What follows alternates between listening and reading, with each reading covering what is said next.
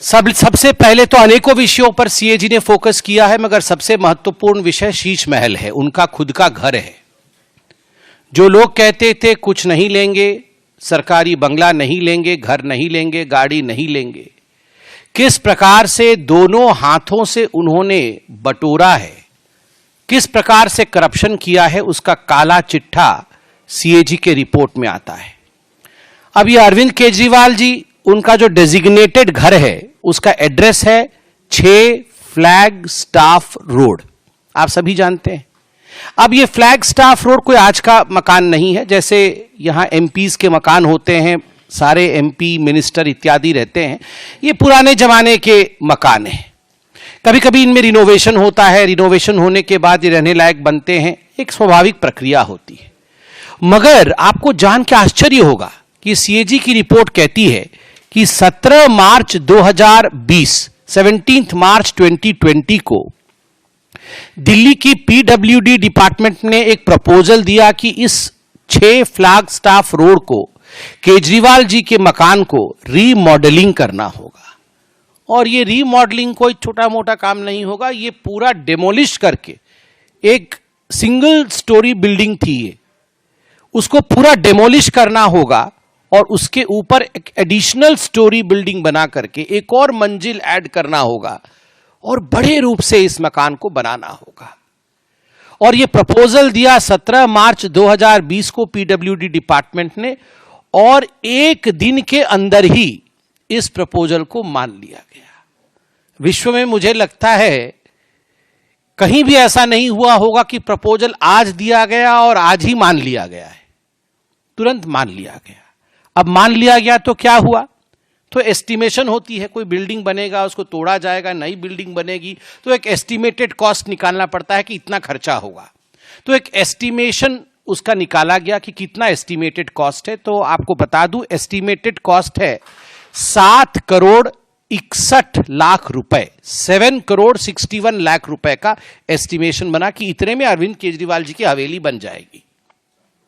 मगर बाद में टेंडर प्रोसेस होता है, एक तो एस्टिमेटेड कॉस्ट होता है, उसके बाद सरकार टेंडर निकालती है। तो टेंडर निकाला गया तो टेंडर का कॉस्ट 8 करोड़ 62 लाख रुपए का निकला। मतलब एस्टिमेटेड कॉस्ट 7 करोड़ का हुआ और जब टेंडर निकला तो वो 8 करोड़ 62 लाख का निकाला गया। उसी में ही पहले में ही घोटाला हो गया। एस्टिमेशन आपने किया और टेंडर निकाला 8 करोड़ 62 लाख रुपए का, मतलब 13.21% टेंडर कॉस्ट आपने ऊपर रखा, जो एस्टीमेट आपने खुद किया था। अब उसके बाद अप्रैल 2022 में यह काम कंप्लीट हुआ। जो काम 2020 में प्रपोज हुआ था वो 2 साल के बाद 2022 में कंप्लीट हुआ। मतलब जब कोरोना का प्रकोप चल रहा था उस समय सारे लोग व्यस्त होकर दिल्ली सरकार में ये काम कर रहे थे कि कैसे ये शीश महल तैयार होगी। तो शीश महल तैयार हो गया।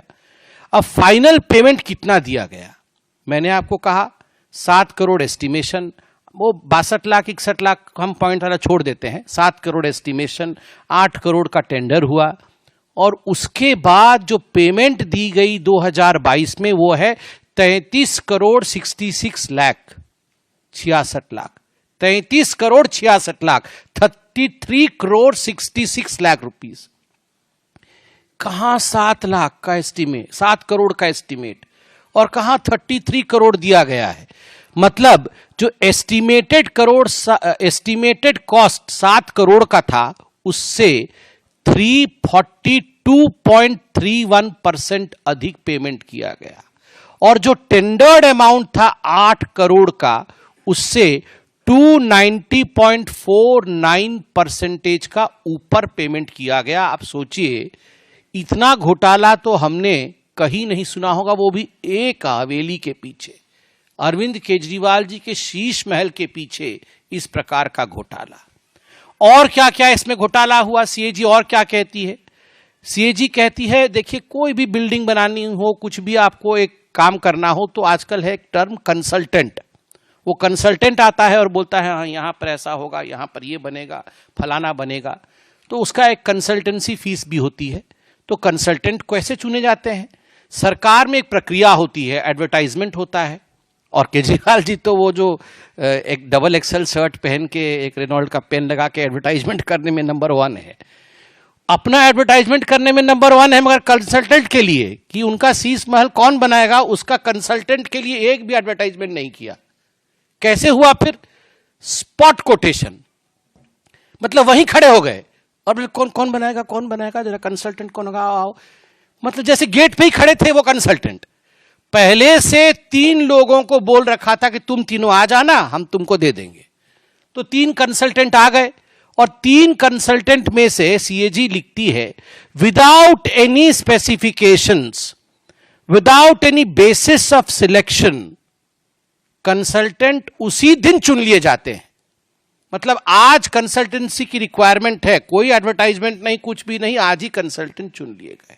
अब कंसल्टेंट भी आ गए। उसके बाद देखिए, repeated revision of preliminary estimate. अब कोई भी घर बनता है, मकान बनता है, रोड बनता है, कुछ भी बनता है तो एक प्रिलिमिनरी एस्टीमेट होता है कि हाँ ये जो है, ये ग्लास का ढकने वाला सामान है, ये कितने का आएगा, ये 20 रुपए का या 25 रुपए का आएगा। अब उसमें क्या हुआ, ये 20-25 रुपए का, चलिए ये 20 का 25 हो सकता है, 25 का 30 हो सकता है, अब 30 का 200 रुपए तो नहीं हो सकता ना। तो ये रिपीटेड एस्टीमेट, हर तीसरे चौथे दिन इनका एस्टीमेट बदलता गया जो इन्होंने एस्टीमेट दिया था। और उसके पीछे सीएजी कहती है, no justification for payment to the consultants and PWD increased buildup area. सबसे पहले तो एस्टीमेट होता है कि घर का हम कितने एरिया में घर बनाएंगे। हम सब जानते हैं कि इतने स्क्वायर मीटर में हम घर बनाएंगे, कि इतने स्क्वायर फुट में हम घर बनाएंगे।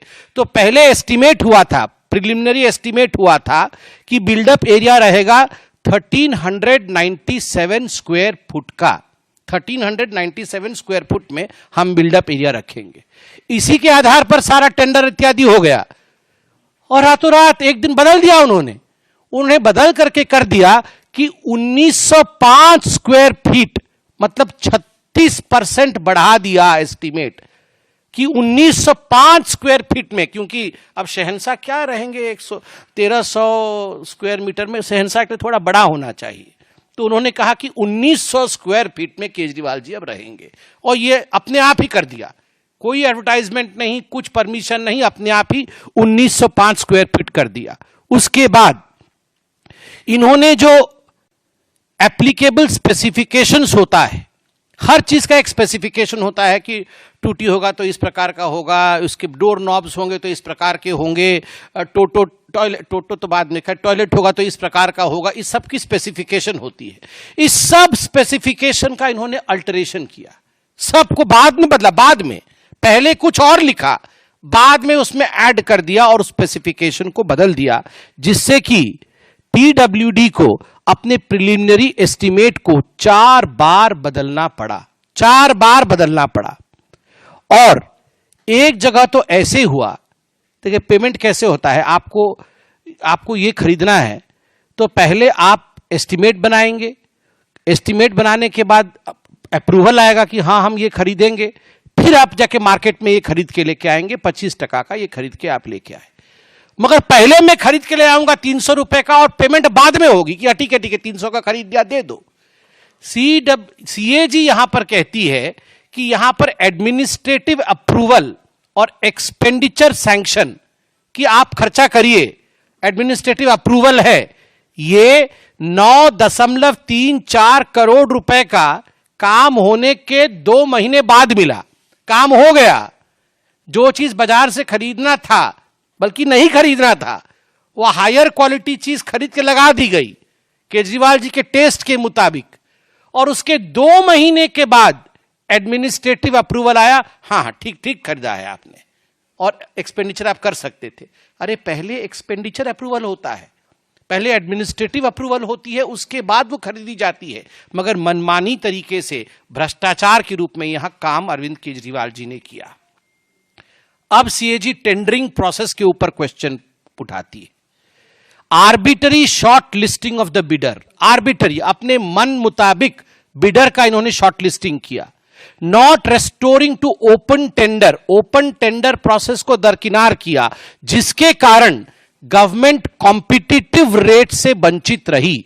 अब कंपटीशन होगा तो मैं बोलूंगा मैं 10 करोड़ में बनाऊंगा, तो ये आके बोलेंगे नहीं नहीं नहीं मैं 7 करोड़ में बना दूंगा, तो आप आके बोलेंगे मैं 5 करोड़ में बना दूंगा, तो सरकार 5 करोड़ रुपए में जो बना देगा उसी काम को तो उसको देगी। मगर यहां पर कॉम्पिटिटिव बिडिंग हुआ ही नहीं। इन्होंने कॉम्पिटिटिव बिडिंग किए बगैर, ओपन टेंडर किए बगैर इन्होंने किसी को टेंडर दे दिया, जिसके कारण 25 करोड़ 80 लाख रुपए एक्स्ट्रा पेमेंट करने पड़े। 25 करोड़ 80 लाख रुपए, ये सीएजी कह रही है।